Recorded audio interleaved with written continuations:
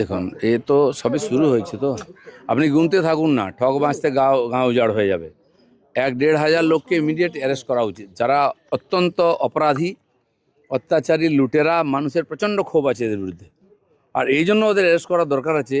নাহলে কোনো অঘটন ঘটে যায়। মানুষ যেভাবে অ্যাটাক করছে, রাস্তায় ঘিরছে, ধরছে, মারছে, পিটছে, যদি কোনো অঘটন ঘটে যায় সেজন্য ওদের জীবনের স্বার্থে ওদেরকে অ্যারেস্ট করে জেলে রাখা উচিত। বাকি কোর্টে তার মামলা চলবে, প্রমাণ হলে দোষী সে তারা সাজা পাবে, কিন্তু ইমিডিয়েট পুলিশের এদেরকে অ্যারেস্ট করা উচিত। মানুষের ক্ষোভ খুব বাড়ছে, যাদের নিয়ে এত অত্যাচার, যাদের নিয়ে এত অভিযোগ, সেই লোকগুলোকে কাস্টডিতে রাখা উচিত।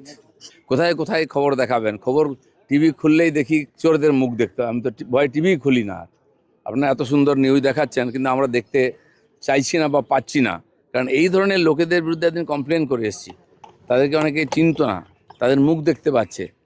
সংবাদ মাধ্যমে যদি এই চোরদের মুখ ভরে যায় সকাল থেকে রাত অবধি, আমাদের পক্ষেও খুব মুশকিল। যারা সংবাদ দেখা, অনেকের একটা নেশা আছে, সারাদিন বিভিন্ন চ্যানেল ঘুরিয়ে ঘুরে দেখেন, তারাও বোর হয়ে যাচ্ছেন।